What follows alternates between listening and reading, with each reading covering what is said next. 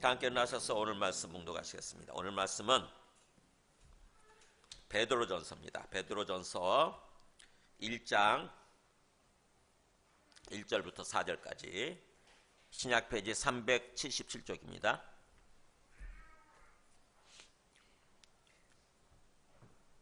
베드로전서 1장 1절에서 4절까지 저희는 한 절씩 교독하시겠습니다.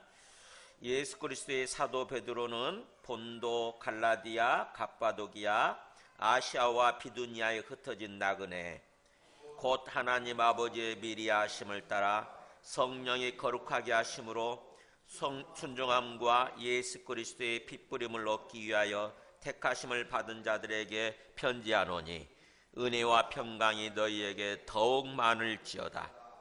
우리 주 예수 그리스도의 아버지 하나님을 찬송하리로다. 그의 많으신 긍휼대로 예수 그리스도를 죽은 자 가운데서 부활하게 하심으로 말미암아 우리를 거듭나게 하사 산 소망이 있게 하시며 썩지 않고 더럽지 않고 쇠하지 아니하는 유업을 있게 하시나니 곧 너희를 위하여 하늘에 간직하신 것이라. 아멘. 앉으시겠습니다.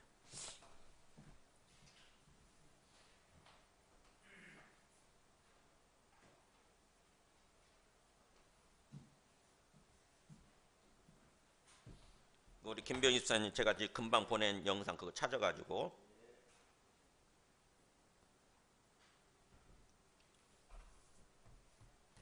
자 미리 드렸어야 되는데 깜빡했네.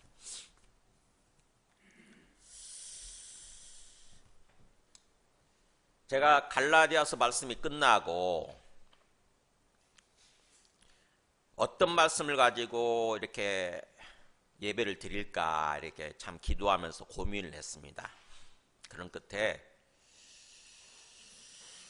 우리 인생에 대해서, 우리 인생과 믿음에 대해서 말씀을 나눠야 되겠다 이런 생각이 들었어요. 우리가 예수님을 믿는다는 거, 하나님을 믿는다고 하는 것은 우리 인생과 관련된 거잖아요. 그죠? 그냥 어떤 취미 활동 같은 어떤 그런 종교 생활이 아니라 해도 되고 안 해도 되는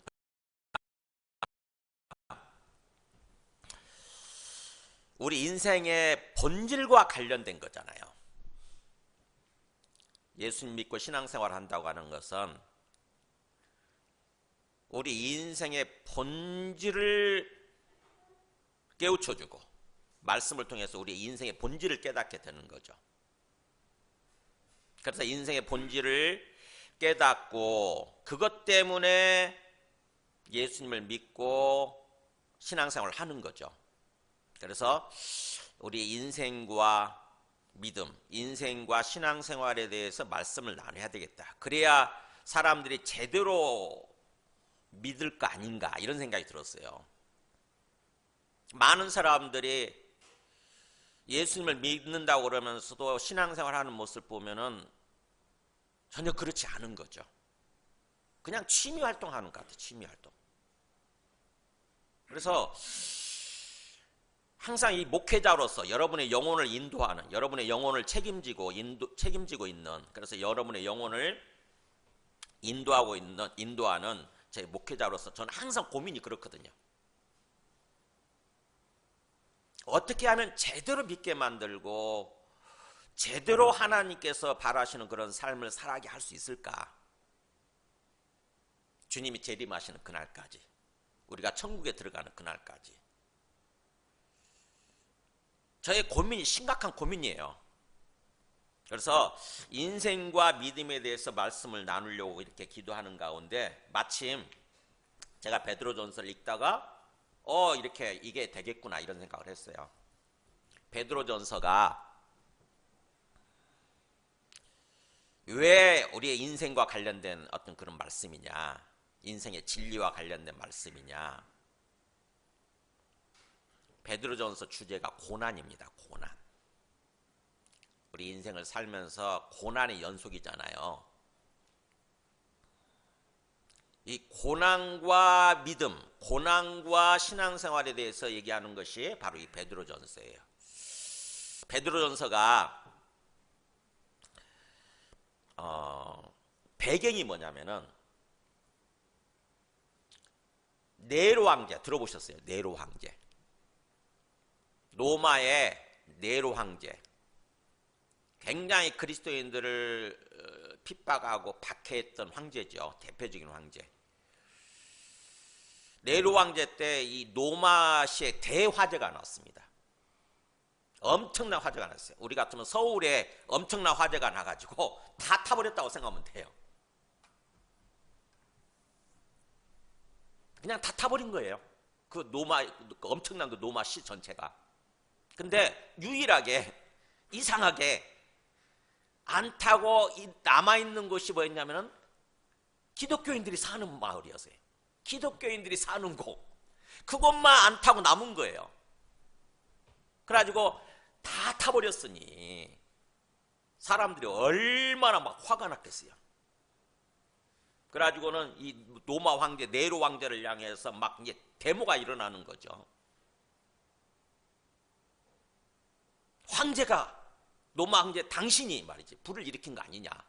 평소에 그걸 어떤 얘기를 했냐면은 네로 황제가 뭔가 멋지게 이 노마시를 다 허물어 버리고 멋지게 뭔가 노마시에 어떤 새롭게 뭔가 주택을 짓고 막 이렇게 했으면 좋겠다 이런 얘기를 했대요.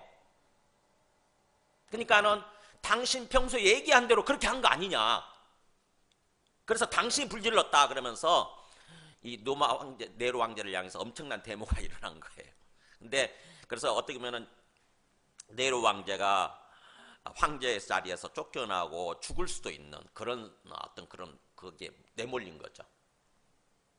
그래서 로마 황제가 생각한 끝에 뭐냐면은 이 화재 내가 일으킨 게 아니라 저 기독교인들이 화재를 불을 지른 거다. 그래서 자기들이 사는 마을은 안 타고 남은 거다. 이렇게 그 어떤 로마 화재 그 대화재의 어떤 책임을 기독교인들한테 돌렸어요. 그래가지고 기독교인들을 다 그야말로 그때부터 막 잡기 시작하는 거죠. 다 잡아가지고 우리 영화 보면 나오잖아요. 대광장에 경기장이죠. 그 광장 경기장에다 끌어놓으면은 뭐예요? 끌어내놓고 사자나 이런 호랑이 이런 어떤 짐승들을 풀게 되면 짐승이 와서 막 잡아먹고 막 그런 거죠. 그리고 또 기둥을 세우고 거기다가 이렇게 묶어가지고 기둥에다 묶어놓고 밑에서 불을 지르는 거예요. 나무를 쌓아놓고 화형을 시키는 거죠. 그런 때예요. 그런 때.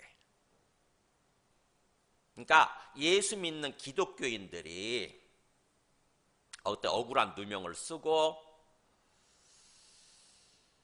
그렇게 잡혀가지고 짐승의 밥이 되고 또 화형을 당하고 그러던 때, 그게 시작되던 때예요. 그게 시작되던 때. 사람들이 얼마나 두려웠겠어요. 생각해보세요. 얼마나 막 두렵고 예수 믿는 신앙을 내려놓고 그냥 그럴까? 얼마나 그런 고민을 했겠어요. 엄청난 고난이죠. 여러분 예수 믿는 것 때문에, 예수 믿는 신앙 때문에 사람들한테 뭔가 이렇게 조롱당하고 비난 듣는 것도 힘든데 잡혀가지고 뭔가 어떤 매를 맞는다거나 아니면 감옥에 갇혀서 장차 사형을 당한다거나 그런다고 생각을 해보세요.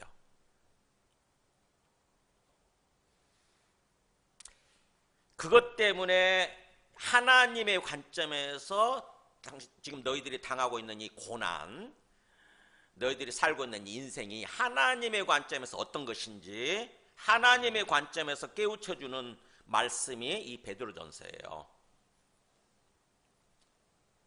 그래서 그렇게 우리의 인생이 무엇인가, 인생을 살면서 참 우리가 고난을 많이 겪게 되는데 이 고난이라고 하는 게 뭔가, 우리 예수님 믿으면 뭔가 그냥 가볍게 생각하면 그렇잖아요. 내가 예수님 믿고 구원받았으면 고난도 없어야 될 것 같고 세상 사람들이 겪는 고난보다 완전히 없어야 될 것 같고 그야말로 처음부터까지 마냥 행복하게 또 뭐 세상적으로도 성공하고 출세하면서 그렇게 살아야 될 것 같잖아요. 그게 우리의 바람이고 우리의 욕심이잖아요. 근데 현실적으로 보면 그렇게 되지 않잖아요. 그죠? 오히려 더 세상 사람들보다 더 고난을 많이 겪게 돼요. 신앙생활 막 시작했을 때는 그렇지 않죠. 신앙생활 막 시작했을 때는요, 그야말로 은혜 받는 것만 있고, 그야말로 뭔가 이상하게 기도하면 이상하게 다 기도응답이 되고 막 그런 걸 경험하는데, 신앙생활이 조금 더 깊어지고 우리의 믿음이 성숙할수록 고난이 깊어져요. 그게 신기하죠. 신앙생활 막 시작한 사람들은 그렇게 경험하지 않아요. 그냥 기도하는 대로 막 기도 응답이 되고 그렇습니다. 되게 보면은 어릴 때 그래요. 어릴 때. 근데 이상하게 신앙생활이 깊어지고 오래되고 막 그럴수록 힘들어요. 이상하게 힘들어. 고난이 더 많아져. 그래서 이게 뭘까라고 생각을 해봐야 되는 거예요. 이게 뭘까?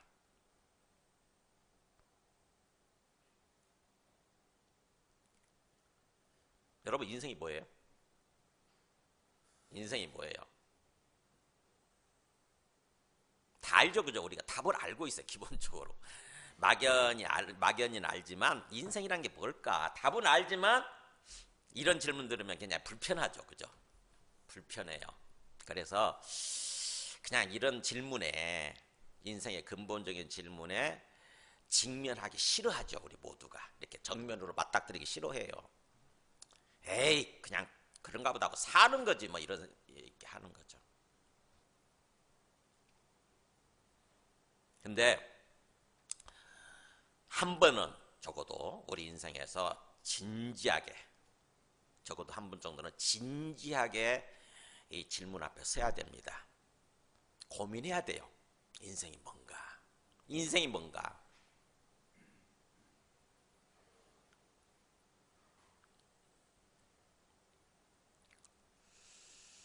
자, 우리 이것과 관련해서 제가 카톡에도 올려드렸죠. 나그네라고 하는 것은, 나그네 길, 나그네 여정이라고 하는 것은 거기서 계속 머무르는 게 아니잖아요, 그죠? 계속 거기서 사는 게 아니고 잠시 머물렀다가 떠나는 게 이게 나그네 길이잖아요. 근데 우리 인생이 그렇게 동의가 되세요? 우리 가운데, 여기에 있는 우리 가운데 계속해서 영원토록 앞으로 한 1000년이 지난 뒤에도 계속 여기서 살아있을 사람이 있을까요? 없잖아요. 아마 100년 뒤에 여기 있는 사람들 중에 100년 뒤에 여기 있을 사람 없을 거예요. 그죠? 다 떠나게 돼 있어요. 언젠가는 다 떠나요. 분명히 이게 진리야, 사실이야, 그죠? 분명히 다 떠나게 돼 있어. 그러면은 진짜로 그렇구나 이런 생각이 들지 않으세요? 내 인생이라고 하는 게 여기서 영원히 살 줄 알았더니 내가 싫어도 어쩔 수 없이 떠나야만 되는 그런 거구나. 나그네가 맞구나. 이게 나그네 인생, 나그네 여정이 맞구나 이런 생각이 들지 않으세요? 그래서 우리 인생이 뭔가, 그냥 뭔가 너나 나나 할 것 없이 모두가 다 떠나야, 반드시 언젠가는 다 떠나야 되는 게 어떤 그런 거라고 한다면은, 그러면 우리 인생은 도대체 어디서 와서 어디로 가는 거야? 우리라고 하는 존재는 어디서 와가지고 또 일정 시간이 되면은 다 공통적으로 어디를 향해서 가요? 어디로 떠난다고? 어디서 와서 어디로 가는 거죠? 이런 질문 해보신 적 있으세요? 이게 철학적인 질문이라고 그래요. 이게 인생 철학의 근본적인 질문이 바로 이 질문이거든요. 내 인생은, 내 삶은 어디서 와서 어디로 가는가? 평소에 이런 질문 안 하죠. 그죠? 평소에 이런 질문 안 해요. 근데 죽음 앞에 서게 되면 하게 됩니다. 죽음 앞에 서게 되면. 죽음이라고 하는 걸 딱 앞에 서게 되면 진지해져요. 근본적으로 도대체 내 인생이, 내 생명이 어디서 와서 어디로 가는 거지? 이런 질문을 하게 돼요. 그래서 뭔가 거기에 대해서 해답을 얻게 되면은 그게 진리죠. 해답을 얻게 되면 그 해답대로 이제 그다음부터 삶을 살아가게 되는 거죠. 그 해답은 어떻게 보면 다양해요. 어떤 사람들은 아무것도 없어, 그냥 우연히 생겨났다가 그냥 아무것도 없는 텅 빈 공간으로 가는 거야, 그냥. 그러면 우리 인생이 뭐죠? 굉장히 허무하게 느껴지죠. 그죠? 아무것도 아니에요, 인생이. 그래서 어떻게 보면은 아무것도 아닌 모습으로 삶을 살게 되는 거예요, 그 사람들은. 근데 우리 그리스도인들은 성경 말씀을 통해서 또 깨닫게 되는 거예요. 아무것도 아닌 게 아니라는 거죠. 우리 인생은 하나님으로부터 와서 이 땅에서 잠시 머물다가 때가 되면 하나님께로 가는 거래요. 성경은 그렇게 얘기해요. 하나님으로부터 와서 하나님께로 가는 거다. 그래서 이 땅에서 인생이라고 하는 것을 하나님께서 허락하신 거죠. 하나님께서 허용된 기간이 있는 거예요. 하나님께서 허용하신 기간. 그러면은 그거를 진짜로 믿는다고 한다면 이제 뭐예요? 하나님께서 왜 허락하셨지? 이 땅에서 인생을 하나님께서 왜 나에게 어떤 뜻으로 허락하셨지? 이걸 이제 진지하게 고민하게 되는 거예요. 하나님의 뜻은 뭐지? 내가 이 땅에서 인생을 어떻게 살아야 되는 거지? 라고 진지하게 고민하게 되는 거예요. 그게 오늘 말씀입니다. 베드로전서 말씀이고. 그래서 우리가 예수님을 믿고 또 하나님을 믿는다고 하는 것은 우리 인생의 본질에 대해서 깨닫는 거예요.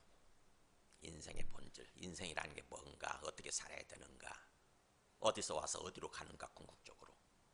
그래서 인생의 본질, 그게 진리죠. 인생의 본질에 대해서 깨닫고 제대로 인생을 살려고 하는 거, 제대로 인생을 살게 되는 거, 이게 믿음입니다. 이게 믿음이에요. 이게 성경 말씀이에요.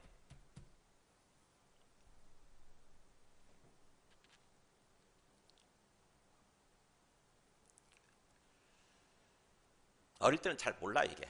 아무것도 모릅니다. 철이 없을 때, 인생에 철이 들지 않았을 때는 이런 질문 하지 않아요.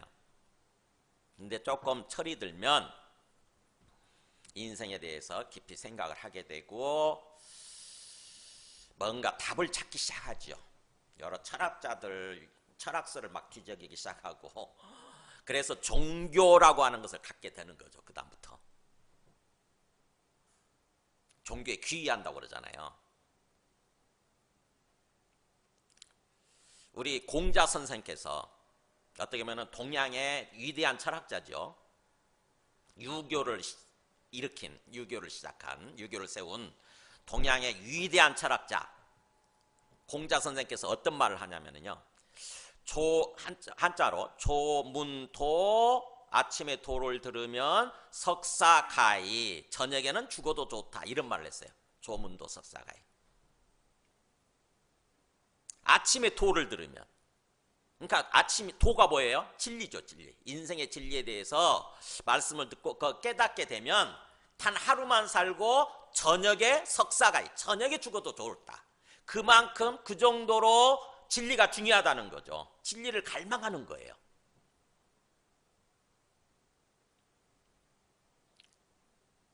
여러분이 뭐 우리 정신없이 살고 있지만, 그죠? 먹고 살기 위해서, 살아남기 위해서 정신없이 살고 있지만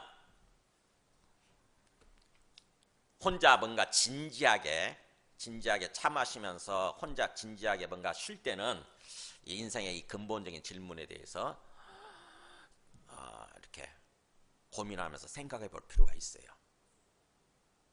그러면 하나님께서 우리한테 그걸 원하시거든요. 하나님께서 우리에게 우리를 지으시고 우리에게 생명을 주신 그 하나님, 그리고 때가 되면 우리의 생명을 또 걷어가시는 그 하나님께서 그런 고민을 하기를 원하십니다, 우리한테. 그래야 이 땅에서 이 한정된 시간을 제대로 살아내게 되는 거예요. 제한된 시간이잖아요, 지금 우리가.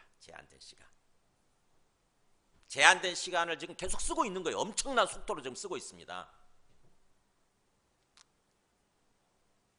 아마 우리 가운데도 그런 분이 계시는데, 뭐 시한부 선고를 받은 그런 사람이 있다고 한다면 생각해 보세요. 당신 앞으로 3년밖에 못 삽니다. 이런 식으로 뭔가 시한부 선고를 받은 사람이 있다고 한다면 인생 어떻게 살 것 같으세요? 절대로 함부로 안 살 거요, 그죠? 절대로 아무도 그럴 거예요. 정말 하루하루 계산하면서 사는 거죠. 허비하려고 하지 않고, 낭비하려고 하지 않고. 돈이 마찬가지잖아요, 돈이. 우리가 다들 제한된 어떤 돈이 한정돼 있잖아요. 우리가 갖고 있는 돈, 저축해 놓은 돈, 한정돼 있거든요. 그걸 아는 사람들은 돈 함부로 씁니까? 그렇지 않잖아요. 뭐 한 가지 살 때도 몇 번 고민하고 해서 쓰지 않습니까? 근데 시간이 그렇거든요. 시간이. 우리한테 한정되어 있습니다. 무한정의 시간이 주어져 있는 게 아니에요. 우리 전부 다 시한부 인생을 살고 있는 사람들이에요, 사실은요. 대부분 보면은 한 100년 정도 시간이 주어져 있잖아요. 그죠? 100년 넘어서 사는 사람도 한두 사람 있지만 대부분의 사람들은 100년 안쪽에 시간이 주어져 있어요. 그러면은 지금 현재 우리가 써버린 시간, 남아있는 시간을 한번 생각해 보세요. 그래서 시편 90편에 보면은 모세가 이 얘기를 했다는데, 언제 얘기했는지 모르겠어요. 보세요. 이런 말을 했어요. 우리의 연수가 70이요 강건하면 80이라도. 아마 그때 당시에 평균 연령이 70이었던 것 같아요. 조금 건강한 사람은 80을 살았던 것 같아요. 그때에 비하면 우리 수명이 많이 연장이 됐죠. 지금 의학이 발전해가지고 지금은 오히려 평균 연령이 한 80 되죠. 우리 연수가 70이요 강건하면 80이라도, 그렇다 할지라도, 아무리 80을 산다 할지라도 뭐라고 됐을까? 읽어볼까 시작. 그 연수의 자랑은 수고와 슬픔뿐이요 신속기간이 우리가 날아가나이다, 이런 표현을 해요. 내가 80을 살았다고 자랑한다 한들 가만히 우리 인생을 돌아보면 수고한 거, 고생한 거, 그리고 뭔가 슬펐던 일을 겪은 거, 슬픈 일을 겪은 거, 이런 것들 뿐이라는 거죠. 그죠? 막 기쁘고 행복하게 살았던 시간 별로 안 돼요. 이상하게 힘들었던 시간들, 이것만 생각나잖아요. 그것마저도 또 시간이 어째 빠른지, 왜 그렇게 빠른지, 신속기간이 우리가 마치 화살이 날아가듯이 날아가나이다, 이렇게 표현하는 거죠. 그러니까 우리 인생의 어떤 한계, 우리 인생의 어떻게 보면 좀 허무함에 대해서 얘기를 하는 거예요. 그렇기 때문에 이런 표현을 써요. 읽어볼까요? 시작. 우리에게 우리 날 계수함을 가르치사 지혜로운 마음을 얻게 하소서. 정말 인생의 어떤 본질을 깨닫고 인생의 진리를 아는 사람들은 이렇게 기도하는 거죠. 하나님, 우리에게 우리 날 계수함을 가르쳐 주세요. 우리 날 계수라고 한 게 뭐예요? 남아있는 인생 시간이죠. 남아있는 인생 시간을 계산하는 거야. 내한테 얼마나 남았지? 지금 내가 갖고 있는 돈이 얼마나 남았지? 그것을 그렇게 계산할 줄, 생각할 줄 아는 사람이어야 지혜롭게 산다는 거죠, 인생을. 아무 생각 없는 사람, 지혜롭지 않은 사람들은요, 마치 자기한테 엄청난 돈이 주어져 있는 것처럼, 또 엄청난 시간이 주어져 있는 것처럼 함부로 써요, 함부로. 철이 안 든 사람들이죠, 인생이. 애들은 그런 거 생각하잖아요. 애들은 그런 생각해요? 고민 안 하잖아요. 자기 아버지가, 자기 부모가 엄청난 부자인 줄 알아요. 내가 원하는 대로 다 줄 것처럼 그렇게 생각을 해. 근데 좀 우리 인생에 철이 들면, 되게 대학교 들어가면 좀 철이 들기 시작하죠? 그러면 진지하게 이런 고민을 하죠. 내가 어떻게 살아야 되지?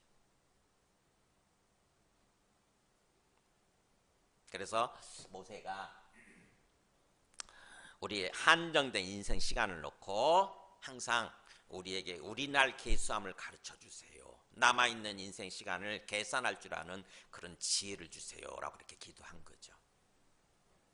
에베소서에서요, 사도 바울도 똑같아요. 사도 바울도 이런 권면을 합니다. 보세요. 너희가 어떻게 행할지를 자세히 주의하라고 그랬어요. 어떻게 행동해야 되는지 자세히 주의하여 뭐라고 그랬습니까? 치 없는 자 같이 하지 말고 오직 지혜 있는 자 같이 해라. 지혜라고 하는 것은 하나님의 뜻을 아는 게 지혜거든요. 우리에게 생명을 주신, 우리의 인생을 주신 하나님의 뜻, 그 하나님의 뜻을 아는 게 이게 지혜거든요. 성경에서 항상 지혜란 말이 많이 나오죠. 그래서 지혜 없는 자처럼, 어리석은 자처럼 그렇게 행동하지 말고 하나님의 뜻을 아는 지혜 있는 자 같이 행동해서 세월을 아끼라 이러잖아요. 세월을 아끼라. 너희들한테 주어져 있는 시간, 세월, 인생의 시간을 잘 아껴서 써라. 동의가 되세요? 어리석은 자가 되지 말고 주의 뜻이 무엇인가 이해하라. 이 주의 뜻 나오잖아요. 이게 지혜거든요. 오직 주님의 뜻이 무엇인가 잘 이해하려고 해라. 그래서 참으로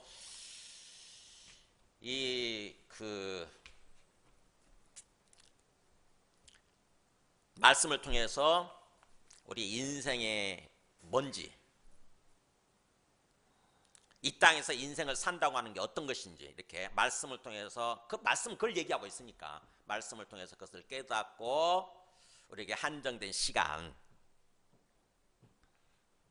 나그네 같은 인생을 이렇게 제대로 살려고 하시기 바랍니다. 아무 생각 없이 막연하게 이렇게 살지 말고 좀 진지하게 한 번쯤은 적어도 진지하게 이렇게 고민하고 주님께 질문을 던져보세요. 스스로에게 질문을 던져도 됩니다. 저도 그랬거든요.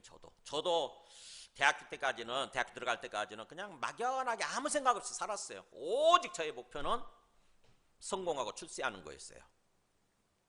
그랬다가 죽음이라고 하는 것을 제가 경험을 합니다. 연탄가스 중독으로 3일 만에 이렇게 딱 병원에서 깨어난 다음에 내가 언제든지 죽을 수 있구나 이런 생각을 하게 되더라고요. 내가 언제든지 죽을 수 있구나. 그럼 죽으면 모든 게 끝나는데, 내가 아무리 성공하고 출세해도 그것도 다 끝나는 건데, 그러면 뭐지? 이런 생각을 했어요. 뭐지 이거? 인생이 뭐야? 내 인생이 어디서 와서 어디로 가는 거야 도대체? 그래서 이 땅에서 어떻게 살아야 되는 거야? 이런 고민을 하기 시작하니까 공부하는 것도 중요하지 않고 밥 먹는 것도 중요하지 않고 이렇게 되더라고요. 그래가지고 그런 식으로 한 학기를 완전히 6개월 한 학기 동안을 완전히 그렇게 고민하면서, 철학자처럼 고민하면서 그렇게 보냈습니다. 그때 막 철학 서적도 엄청 뒤적이고요. 혹시 철학자들이 어때 답을 얘기해 놓은 거 있나 보고 없더라고. 그랬다가 나중에 불교 있잖아요. 불경을 또 뒤적이기 시작했어요. 불경. 혹시 불경에 답이 있나? 많이 읽지는 않았지만 역시 불교에도 답이 없더라고. 불경에 답이 없어요. 그랬다가 우연한 계기로 쓰레기통에 버려져 있는 성경을 제가 주워놓은 게 있었는데, 그 성경을 읽다가 노마서 읽다가 깨달았어요. 노마서에 그 얘기 나오잖아요. 삶과 죽음에 관한 얘기가 나오지 않습니까? 노마서 읽다가 인생이라는 게 이거구나. 예수님 믿어야 되는 거구나. 예수님 믿어서 영생을 얻어야 되는 거구나. 성경에 답이 있더라고. 그래서 여러분도 꼭 그런 어떤 그 죽음을 경험해야 비로소 그런 질문을 하고 그런 고민을 하고 답을 찾는 것이 아니라 미리 하시기 바랍니다. 미리. 하나님이 여러분을 사랑하시기 때문에 미리 그런 고민을 하지 않으면요, 참으로 이런 어떤 진짜 죽음이라고 하는 고난을 경험하게 만드세요. 또 그것을 통해서라도 깨닫도록 생각하고 깨닫도록 그렇게 만드십니다. 그래서 미리 하시기 바랍니다. 미리. 자, 오늘 말씀 보세요. 오늘 말씀 보면은 1절 2절 보세요. 먼저 보면은 우리 이 땅에서 인생이 무엇인지에 대해서 이렇게 얘기를 합니다. 예수 그리스도의 사도 베드로는 지역 나오죠. 본도, 갈라디아, 갑바도기아, 아시아, 비두냐, 흩어진 나그네라는 말 나오죠. 나그네. 그러니까 지역 배경이, 이 말씀을 주는 배경이, 한번 지도 한번 보여드릴까요? 좀 여러분이 제대로 생각할 수 있도록. 여기가 지도 잘 안 보인다. 여기가 마케도니아 그리스 땅이고 지금 오늘날. 그 다음에 여기가 터키 지방이죠. 터키 지방. 여기 보면은 뭐 여기 갈라디아, 우리 갈라디아 셌죠. 갈라디아 나오고 아시아, 소아시아 나오고 갑바도기아, 본도, 비두니아 다 나오죠. 이 지도부 다른 지도 보여줘 보세요. 네, 여기에요. 이게 터키 지방인데 여기가 아시아라고 그랬고 여기 에베소가 이 근방에 어디 있죠? 아시아 있고 그 다음에 여기가 갈라디아 이렇게 우리나라 한반도하고 되게 비슷하게 생겼어요. 갈라디아 지방 있고 그때 당시 로마 행정구역이에요. 이게 로마가 전체를 통치하고 있던 시절이잖아요. 로마 제국 땅이니까 갈라디아 지방. 그 다음에 여기가 갑바도기아 있고 여기 비두니아 제일 북쪽에 비두니아 본도가 옆에 있고 사도 바울이 복음을 전하러 1차 전도여행 때 복음을 전하러 가서 이쪽으로 이렇게 복음을 전하려고 했다가 하나님 막으셨죠. 그죠? 그래가지고 여기서는 복음을 못 전하고 바로 이 유럽으로 건너가서 데살로니가, 빌립보 이런 데다 복음을 전했는데 2차 전도여행 때구나. 근데 이상하게 나중에 이쪽으로 복음이 전해져서 이곳에 이제 그리스도인들이 있었나 봐요. 그 사람들한테 지금 사도 베드로가 이 말씀을 전하고 있는 거예요. 이 사람들한테. 이 지역에 있는 이 사람들. 터키 지방에 있는 사람들이지. 여기 지금 흩어져 있잖아요. 그래서 흩어진 나그네 이렇게 표현하고 있죠. 흩어진 나그네. 그러면서 이게 나그네가 어떤 그 중의적인 표현이에요. 그러니까 실제로 흩어져서 나그네같이 인생을 살아가는 지금 그리스도인들 얘기하기도 하지만 우리의 인생 자체가 나그네라고 하는 것을 이렇게 얘기합니다. 보면은 거기 그 1장 17절 보세요. 1장 17절 보면 외모로 보시지 않고 각 사람의 행위대로 심판하시는 이를 너희가 아버지라 부른즉 그 다음 뭐라고 되어 있습니까? 너희가 나그네로 있을 때를 두려움으로 지내라 이렇게 표현해요. 너희가 나그네로 있을 때 이게 우리 인생이거든요. 나그네로 있을 때. 그러니까 이 땅에서 우리의 인생이 나그네로서 살아간다고 하는 것을 전제로 하고 어떻게 살아야 되는지를 얘기해 주는 것입니다. 우리 인생이 나그네라고 하는 것에 대해서 진지하게 깊이 생각하면서 질문하면서 고민하게 되면은 잔잔하게 마음속에 공감이 될 거예요. 맞다. 우리 인생은 아무리 큰 소리 쳐도 사실은 나그네 인생이다. 나그네 인생. 언젠가는 다 놓아두고, 그죠? 다 놓아두고 내려놓고 떠나야 되는, 하나님 부르시면 떠나야 되는 그런 거구나. 아무리 내가 돈을 많이 벌어서 돈을 쌓아놓고 있다 할지라도 한 푼도 못 갖고 가요. 아까 우리 최희준 씨 얘기한 것, 노래하는 것처럼 빈손으로 왔다가 빈손으로 가게 돼 있어요. 뭐 죽음의 여정에서 쓰도록 노잣돈으로 막 이렇게 돈도 찔러주고 그러지만 그 돈 갖고 갑니까? 못 갖고 가요. 일자나 이런 1,000원짜리 하나 못 갖고 가요. 다 놓고 갑니다. 빈손으로 왔다가 진짜 빈손으로 가는 게 우리 인생이에요. 나그네 인생이에요. 나그네 인생. 다 떠나야 되는.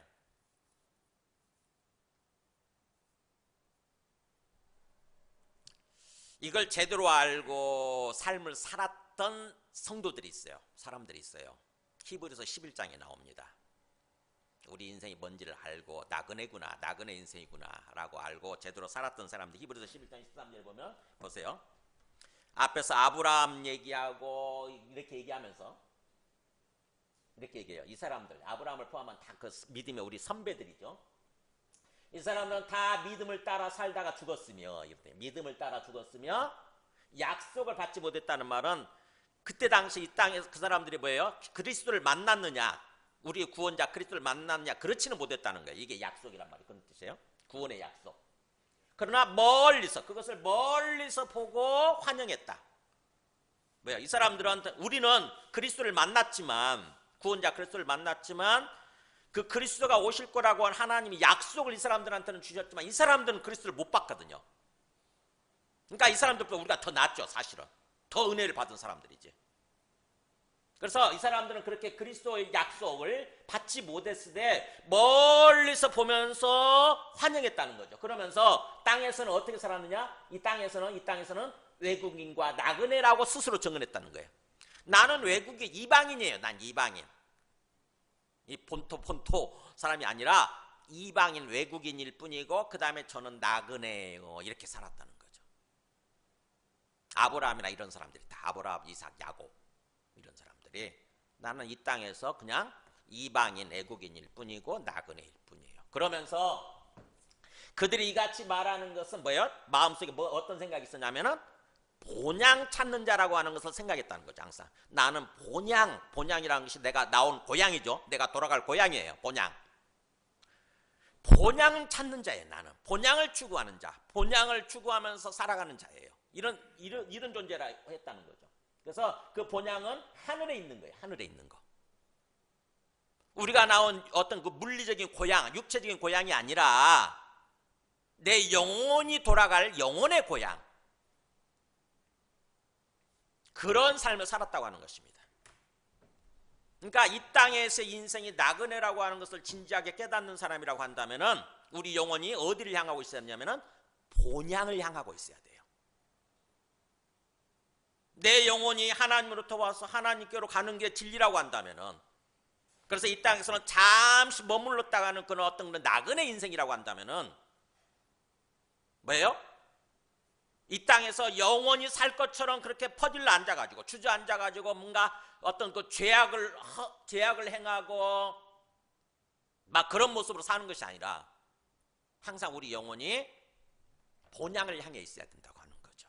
내가 돌아갈 본향, 하나님이 계신 곳, 그런 삶을 살아야 된다고 하는 거죠. 그런 맥락에서 얘기하는 거예요. 내가 예수 그리스도의 사도로서, 그러니까 예수 그리스도를 대신해서 말씀을 하고 있는 거죠. 지금 베드로는 사도라는 말은 사명을 주어서 파송한 자가 사도잖아요. 그래서 예수 그리스도를 대신해서 예수 그리스도께서 너희에게 주실 말씀을 내가 이렇게 대언하겠다라고 하는 거예요. 너희는 나그네인데, 그러면서 2절, 곧 하나님 아버지의 미리 아심을 따라 성령이 거룩하게 하심으로 순종함과 예수 그리스도의 피뿌림을 얻기 위하여 택하심을 받은 자들에게, 그러잖아요. 너희는 나그네지만 그럼에도 불구하고 우리 예수 믿는 사람들은 뭐예요? 택함 받은 존재라는 거죠. 택함 받은 존재. 그래서 오늘 설교 제목이 택함 받은 나그네 이렇게 한 거예요. 기본적으로 모든 인생, 모든 인간이 나그네 인생이에요. 그런데 우리 예수 믿는 사람들은 그 나그네로 끝나지 않고 뭐예요? 택함 받은 사람들이에요. 누가 택하셨느냐? 하나님께서. 뭘 위해서 택하셨느냐? 나그네 인생으로 끝나지 않도록, 나그네 인생으로 끝나지 않도록 우리를 택하셨다고 하는 거예요. 어떻게 택하셨나 보세요. 과정. 하나님 아버지가 나오고 성령이 나오고 그 다음에 예수 그리스도가 나오죠. 삼위일체 하나님 얘기 다 등장을 해요. 그러니까 성부 하나님 아버지께서 미리 아셨대. 미리 뭐예요? 우리를, 굉장히 어려운 말이에요. 언제부터 미리 아신 거야 도대체?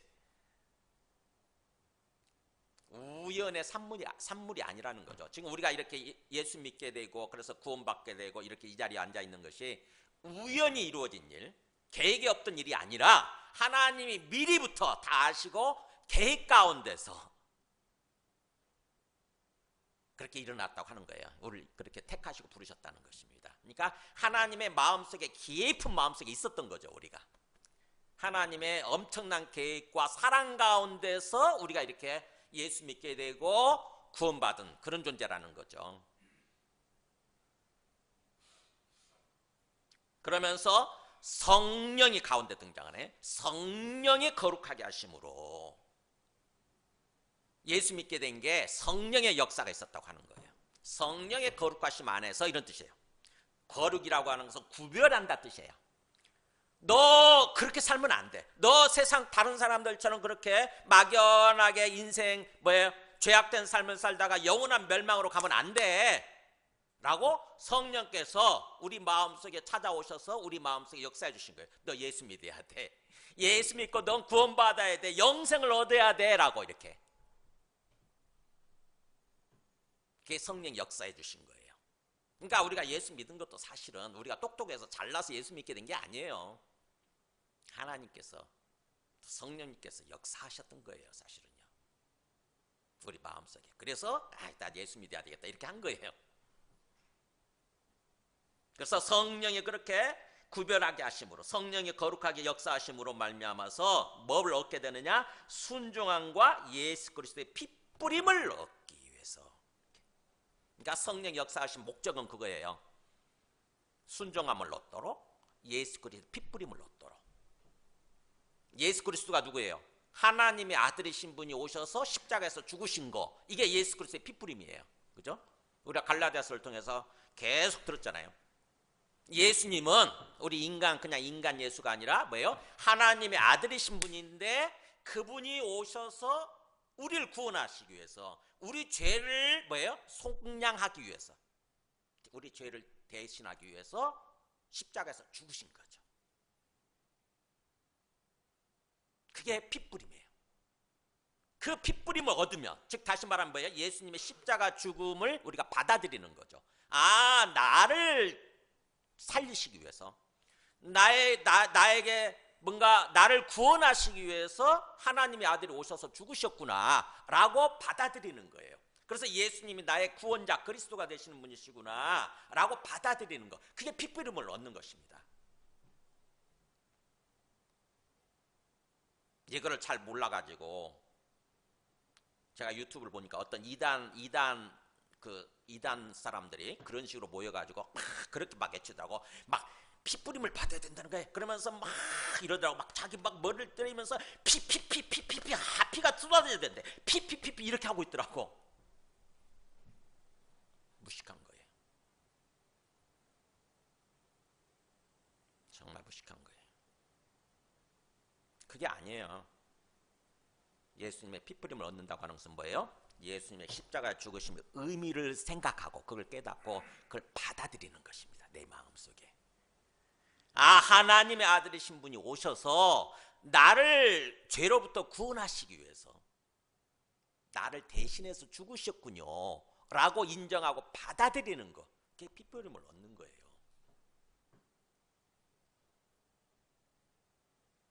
그래서 그렇게 예수 그리스도의 핏뿌림, 그러면은 그 다음부터는 뭐예요? 순종함 또 나오죠. 순종함. 이제 내가 하나님의 백성이 되고 하나님의 자녀가 되는 거잖아요. 예수님의 핏뿌림을 얻으면. 그래서 예수님을 믿는 거죠. 예수님 믿고 구원받으면 우리가 하나님의 백성이 되고 하나님의 자녀가 되는 거 아닙니까? 그러면 이 땅에서 뭐예요? 우리의 삶이 신앙생활이 어떤 모습으로 펼쳐지냐면은 당연히 하나님께 순종하는 모습으로, 예수님께 순종하는 모습으로 삶을 사는 거죠. 그게 성령께서 역사하시는 거래요. 내가 예수 믿는다고 그러면서 말씀에 순종하려고 하는 생각이 전혀 없다? 순종이란 말만 들어보면 막 경기를 일으키고 부담스럽다? 그러면 안 돼요. 그 믿는 게 아니에요. 믿는다고 하는 것은 항상 살아계신 하나님을 인격적으로 믿는 거라고 그랬죠, 제가. 믿음이라고 하는 것은, 여러분이 믿음이라고 하는 것은 개념을 잘 생각하셔야 돼요. 믿음이 어떤 아는 거다 이게 생각하면 안 돼요. 아는 게 아니고 내 앞에 살아계신 하나님이 살아계시고 그 하나님이 나에게 생명을 주신 나의 주님이시다. 근데 그분이 지금 내 앞에 살아계신다. 나를 보고 계신다. 이걸 받아들이는 게 이게 믿음이에요. 그래서 하나님을 그렇게 인격적으로 믿게 되면 당연히 내가 하나님 말씀에 귀를 기울이려고 하게 되고 하나님 말씀에 순종하려고 하게 되는 거잖아요. 그래서 믿음은 순종으로 나타나게 돼 있어요. 생각해보세요. 저와 여러분 사이에서 제가 여러분한테 얘기할 거 아니에요. 제가 목회자인 거, 당신한테 하나님의 말씀을 전해주는 목회자인 거, 당신의 영혼의 길을 인도하려고 하는 목회자인 거 인정하세요? 믿으세요? 그러면은 여러분이 믿는다고 대답하겠죠. 그죠? 믿습니다. 그러면 제가 이제 말씀을 전해줄 거 아닙니까? 하나님의 말씀은 이런 것입니다.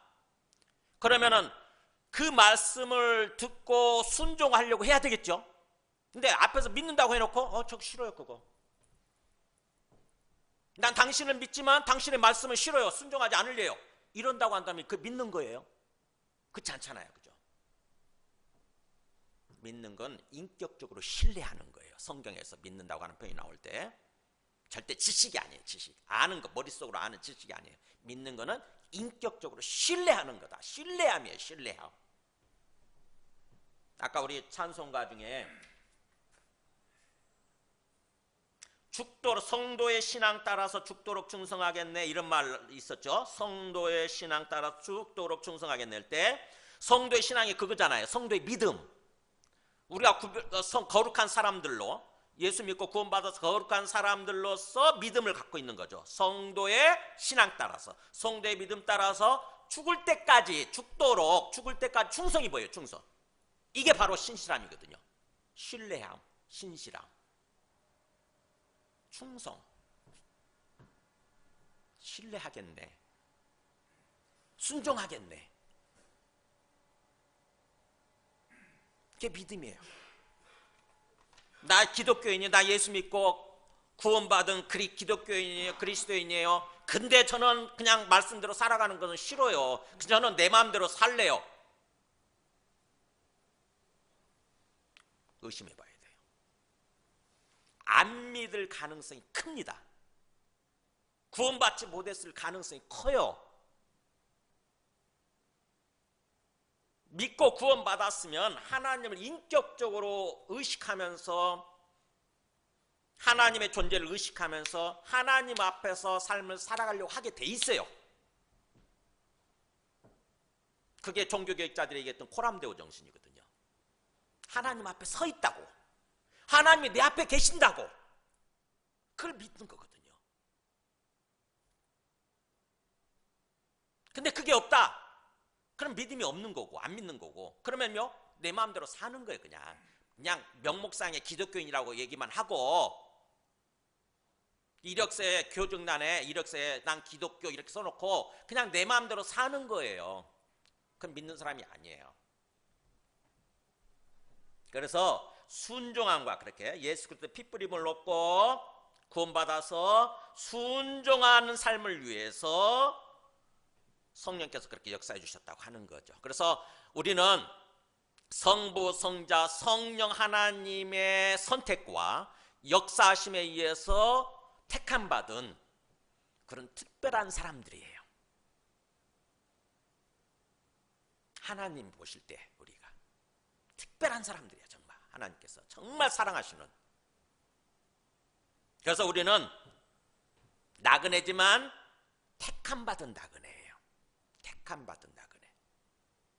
자, 한번 옆에 있는 분들한테 한번 해보실까요? 우리는 택함 받은 나그네입니다. 이렇게 인사해 보실까요? 네, 우리 정체성이에요. 꼭 기억을 하세요. 우리는 나는 택함 받은 나그네입니다. 나그네로서 인생을 살 수밖에 없지만 그럼에도 불구하고 택함 받은 사람, 선택받은 사람. 뭘 위해서 선택받았어요? 네, 그 다음 말씀 나오죠. 6절 보세요. 아니 4절, 3절 보세요. 3절. 우리 주 예수 그리스도의 아버지 하나님을 찬송하려다 그러면서 그의 많으신 긍휼대로 예수 그리스도를 죽은 자 가운데서 부활하게 하심으로 말미암아 우리를 거듭나게 하사 산 소망이 있게 하셨다. 우리를 거듭나게 하셔서 산 소망이 있게 하셨다. 즉 뭐예요? 뭘 위해서 택함 받았느냐? 우리를 거듭나게 하시고 그 다음에 산 소망을 주시기 위해서 우리를 선택하신 거예요. 산 소망이 뭐냐? 살아있는 소망. 그게 뭐겠어요? 그게 4절 나오잖아요. 썩지 않고 더럽지 않고 쇠하지 않은 유업을 잊게 하시나니 곧 너희를 위하여 하늘에 간직하신 것이라. 다시 썩지 않고 죽지 않다 뜻이에요. 다시 죽지 않고 그 다음에 더럽지도 않고. 갑자기 무슨 생뚱맞게 더럽다는 말이 나오죠? 네, 하나님께서 우리에게 원하시는 삶은 정결한 삶을 원하시거든요. 정결한 삶, 거룩한 삶. 근데 우리한테 주어진 생명이라고 하는 것은, 새로운 생명, 새로운 삶이라고 하는 것은 더러운 게 아니래요. 장차 우리가 받을 영생이라고 하는 것, 천국에서 영생하는 것은 뭐예요? 더러운 게 아니에요. 정결한 거예요. 죄로 말미암아 더러워진 상태가 아니라 전혀 죄가 없는, 완전 정결하고 완전 거룩한 그런 삶, 그런 생명이에요. 그리고 쇠하지 아니하는, 이 땅에서는 우리가 아무리 건강했어도 자꾸 시간이 지나면서 쇠해져 가잖아요. 약해져 가잖아요. 그죠? 우리 생명이 약해져 가는 거예요. 그런데 장차 우리가 누리게 될 생명은 뭐예요? 절대로 쇠하지 않는 거예요. 처음부터 끝까지 수만 년이 흘러도, 수억 년이 흘러도 계속해서 뭐예요? 그대로 건강한 상태, 그대로 강건한 상태, 그런 상태인 거예요. 그게 영생이에요. 영생. 그러니까 하나님께서 우리를 구원하셔서, 우리를 선택하셔서 뭘 주셨느냐? 바로 거듭남과 새 생명이죠. 거듭나는 것은 새 생명과 그 다음에 산소망을 주셨다고 하는 것입니다. 그 말씀을 보세요.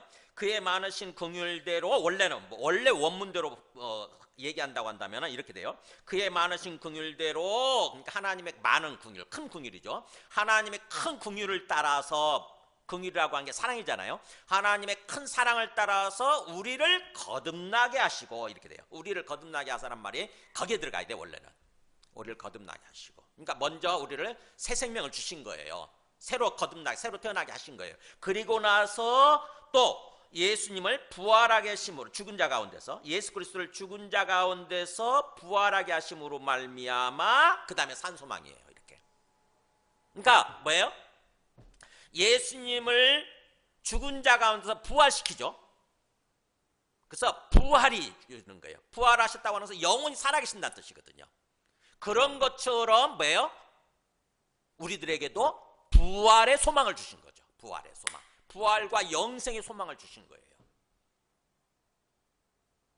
그래서 어떻게 보면 성경을 조금 더 원문에 가깝게 번역을 한다고 한다면 훨씬 더 이 말씀이 잘 이해가 될 텐데, 어순이, 헬라어 어순이 영어하고 조금 비슷하고 우리말하고는 좀 굉장히 틀려요. 그러다 보니까 영어로 볼 때는 이게 좀 더 정확한데, 우리 한글은 조금 이렇게 좀 깊이 더 깨달아야 돼요.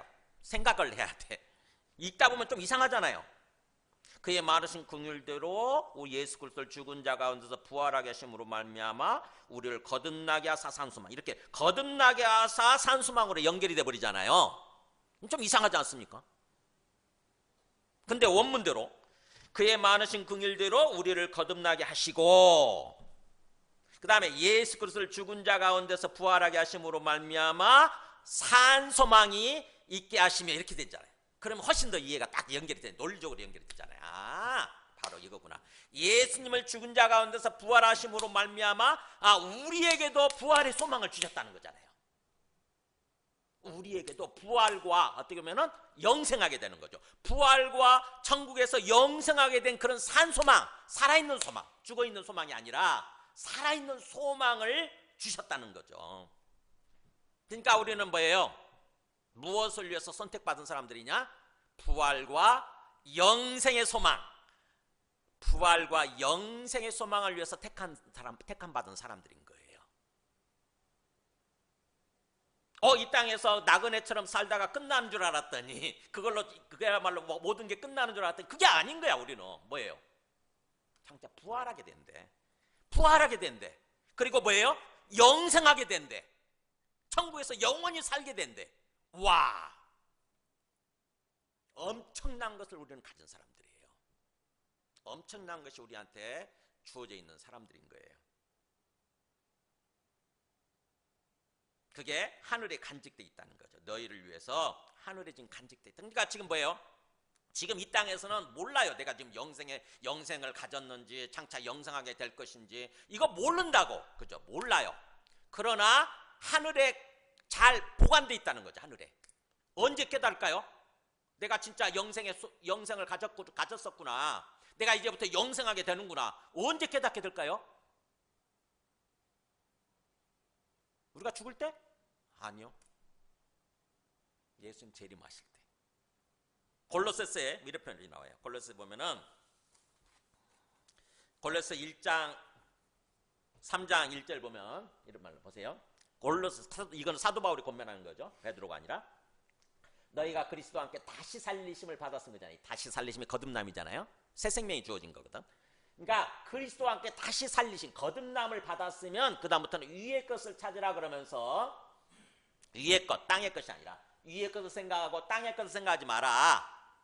그래서 뭐야? 땅의 것이 아니라 항상 위의 것을 생각하고 위의 것을 추구하는 삶을 살아라 그러면서 뭐라 하냐면은 너희 생명이 그리스도와 함께 하나님 안에 감춰졌습니다 그러잖아요. 너희 생명, 너희가 받은 영생의 생명이 그리스도와 함께 하나님 안에서 지금 감춰져 있다. 언제 나타나느냐? 우리 생명이신 그리스도께서 나타나실 그때. 이게 나오잖아요. 예수님 재림이에요. 우리의 생명 예수 그리스도께서 나타나실 그때, 즉 예수님께서 재림하실 그때에 너희도 예수님과 함께 엄청난 영광 중에 나타나게 되리라. 완전히 부활해가지고 죽어서 끝난 줄 알았더니 뭐예요? 부활해가지고 부활의 몸으로 엄청난 영광스러운 모습 가운데 딱 등장하게 되는 거예요. 이게 우리한테 주어져 있는 소망이에요. 예수님이 그랬듯이. 예수님이 죽으셨는데 부활했듯이. 예수님 죽으시면 끝난 줄 알았거든요. 제자들은. 근데 나중에 3일만 딱 부활하셔가지고 나타나시잖아요. 그리고 나중에 제자들 앞에서 하늘로 딱 떠서 올라가시잖아요. 그런 것처럼 우리들도 똑같이 예수님처럼 부활하게 되고 천국에서 영생하게 될 거라고 하는 거. 그 소망이에요. 그 소망.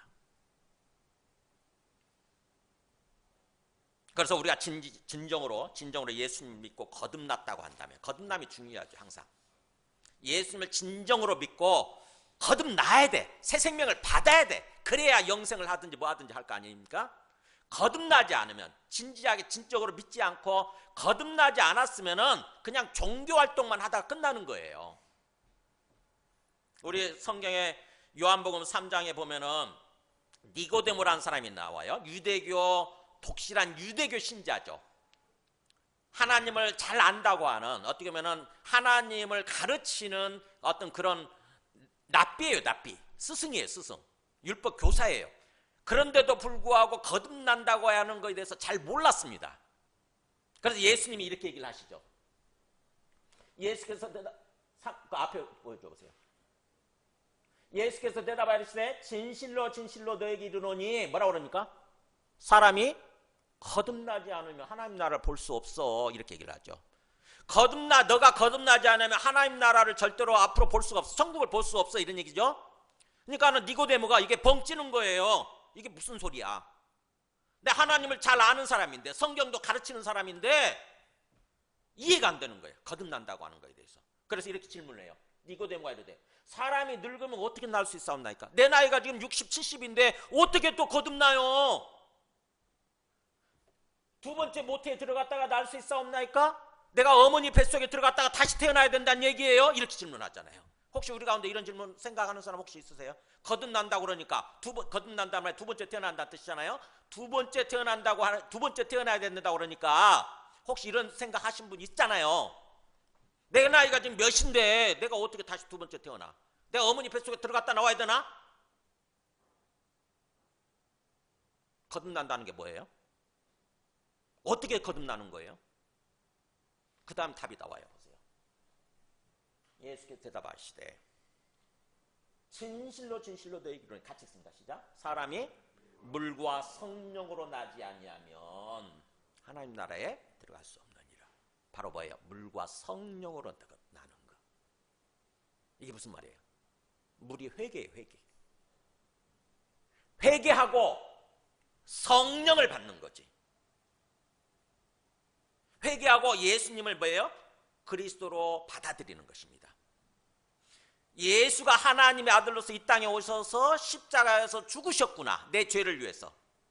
그래서 그 예수님을 뭐예요? 하나님의 아들로 그리스도로 나의 삶의 주님으로 받아들이는 거예요. 그러면 예수님께서 성령을 보내주신다고. 우리 심령 속에. 그게 거듭나는 거예요. 그래서 회개하고 성령을 받음으로 거듭나는 거. 새 생명을 받는 거. 이게 거듭남이에요. 근데 이 과정이 없는 사람은, 이게 생략된 사람들은 뭐예요? 이런 말씀을 들어도 전혀 감동도 없고 모르고, 아무리 성경 말씀을 듣고 예배를 드려도 그냥 뭐예요? 뚱구름 잡듯이 생각하는 거예요. 왜 이렇게 목사님 이상한 얘기를 해? 그냥 예수 믿고 기도하면 복 받는다고 제발 그런 얘기만 했으면 좋겠어. 우리 아들 잘 된다고, 우리 아들 공연 잘 될 거라고, 그런 얘기만 했으면 좋겠는데 왜 그렇게 목사님 어려운 얘기 하는 거야? 제가 하는 얘기가 아니에요. 그런 생각을 하는 사람들이야말로 이 말씀이 필요하다는 것을 생각하세요. 거듭나지 않은 상태라고 하는 걸 생각하세요. 그러면 아무 소용없어요. 거듭나지 않은 상태에서는 영생이 주어지겠습니까? 내가 거듭나지 않았는데 장차 부활하게 되고 영생하게 되겠어요?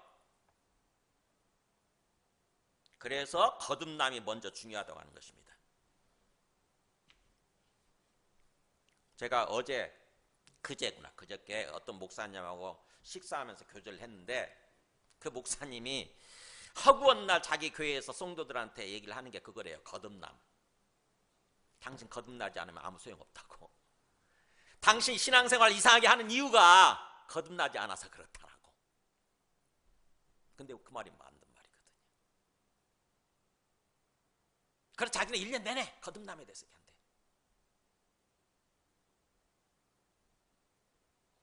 그 말이 맞는 말이에요. 일단 태어나야 되거든요. 태어나야 영생의 삶을 사는 거죠. 영적으로 태어나는 거, 영적으로 태어나는 거.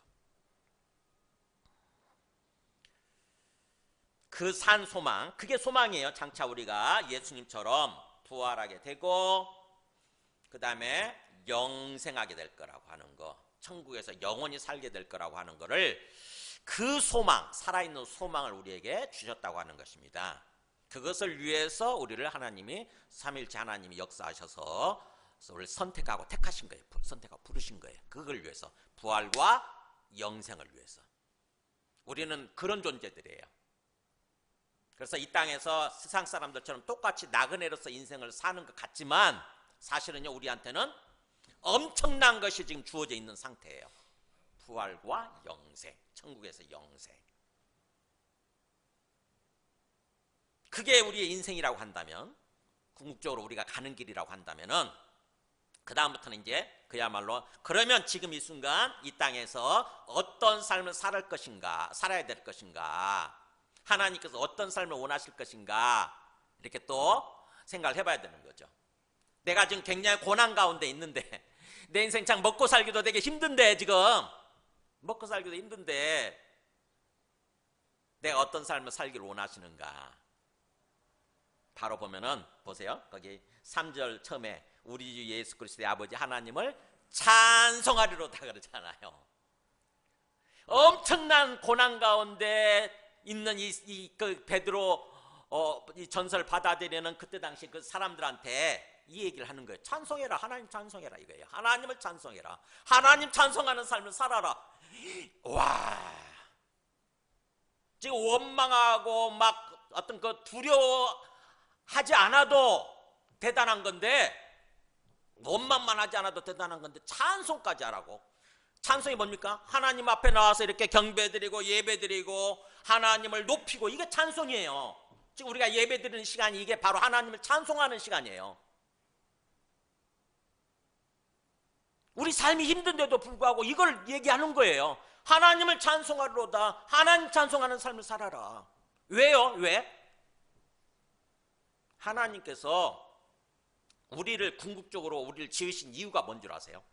하나님께서 우리를 지으시고 또 우리를 구원해 주신 궁극적인 어떤 근본적인 이유, 목적이 뭔 줄 아세요? 왜 지으셨다고 그러죠? 하나님이 내 영광을 위해서 지었다 이렇게 하시잖아요. 하나님이 하나님의 영광을 위해서 지으셨다.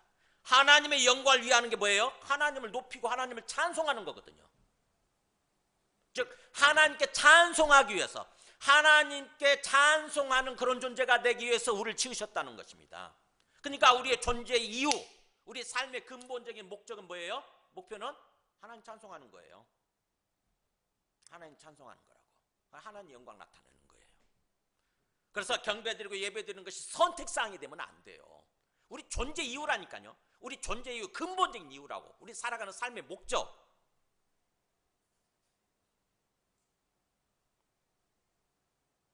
그래서 우리가 어떤 상황에서도 하나님을 근본적으로 믿고 하나님을 찬송하는 삶을 살 때 하나님께서 그게 진짜로 살아계신다는 것이 드러나요. 나타나게 되어 있습니다.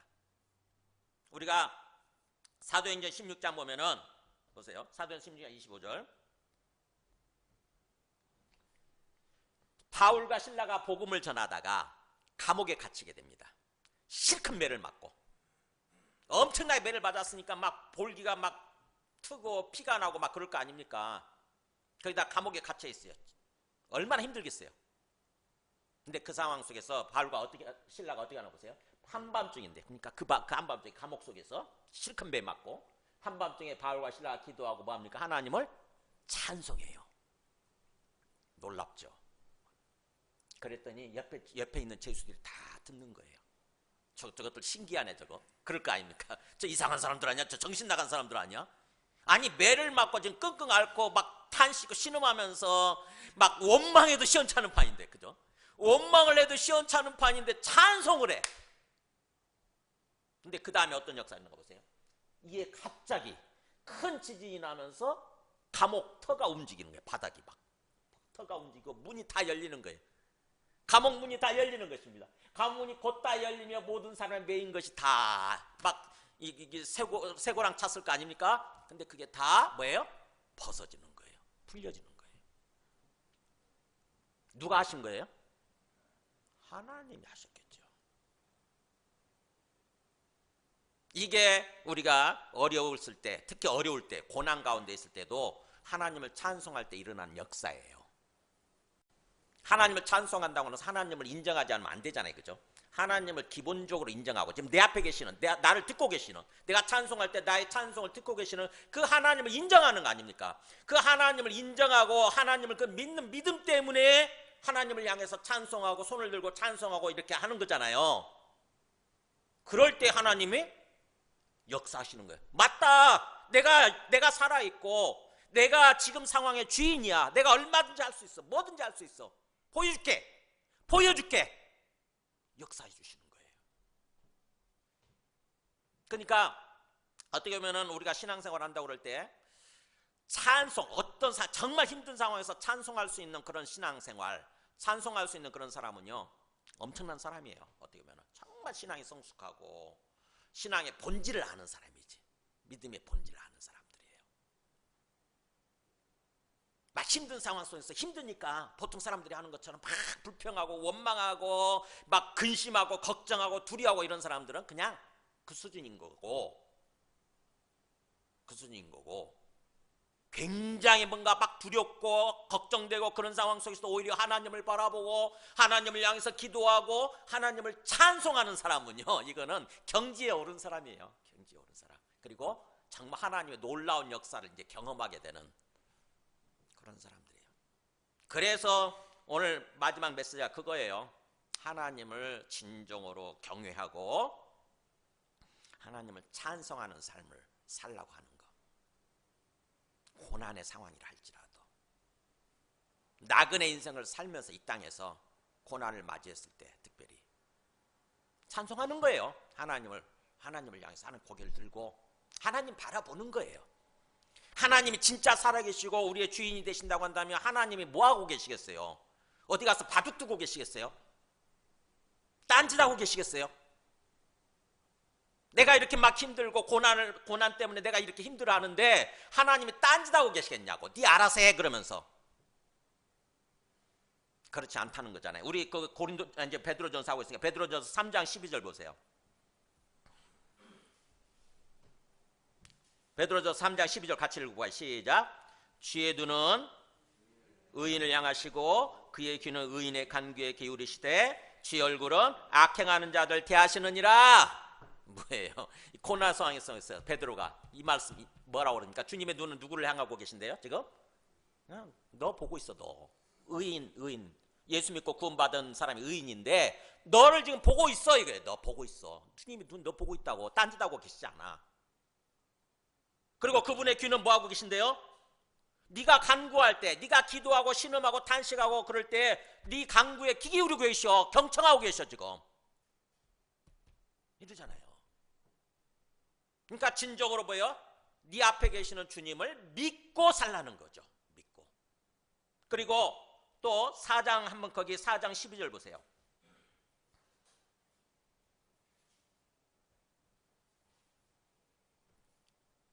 4장 14절, 4장 14절 읽어볼까 시작. 너희가 그리스도의 이름으로 치욕을 당하면 복이 있는 자로다. 영광의 영, 곧 하나님의 영이 너희 위에 계심이라 그러잖아요. 치욕이 고난이에요, 고난. 예수 믿는 것 때문에 막 치욕을 당하고 뭔가 멸시를 당하고 막 그럴 때, 고난을 당할 때 오히려 너는 사실은 복받은 사람이라는 거예요. 와, 이게 아니 내가 고난당 예수 믿는 것 때문에 신앙 때문에 지금 고난을 당하고 있는데 왜 복받은 사람이 오히려? 왜냐? 왜 복받은 사람이래요? 영광의 영이신 곧 하나님의 영이 뭐 하고 계신다고요?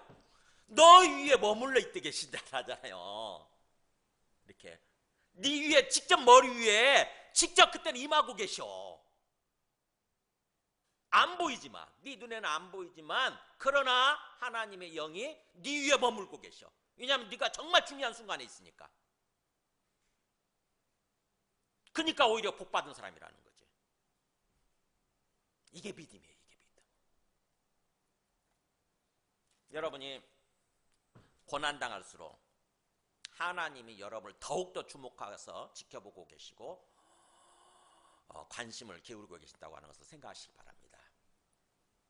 하나님의 어떤 깊은 뜻이 있어서 우리한테 고난을 허락하시고 우리를 지금 기다리고 계시지만 그럴 때일수록 하나님이 우리 위에 직접적으로 임하셔서 우리를 머물고 계시고 우리를 보고 계시는 거예요.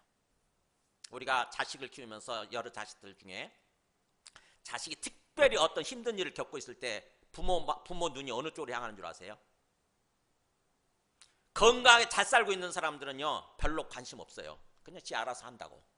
지 알아서 하겠지 이런 생각한다고. 근데 굉장히 큰 어려움을 겪고 있는 자식이 있다. 큰 어떤 그 병을 앓고 있는 어떤 자식이 있다. 그러면요 부모 마음은 그쪽으로 향할 수밖에 없어요. 그잖아요. 그게 하나님의 마음이에요. 우리가 특별히 어려움을 당할 때 하나님 우리를 더욱더 주목해서 지켜보시고 하나님이 개입하실 때를 기다리시는 거예요. 때가 되면 개입하십니다. 때가 되면 나타나세요. 하나님이 나타나셔서 역사해 주세요. 그렇기 때문에 우리는 그걸 믿고 하나님을 바라보고 하나님께 기도하고 하나님을 찬송하는 그런 삶을 살아야 되는 거예요. 그럴 때 역사하십니다. 반드시 하나님의 때에. 함께 찬송하고 기도하겠습니다.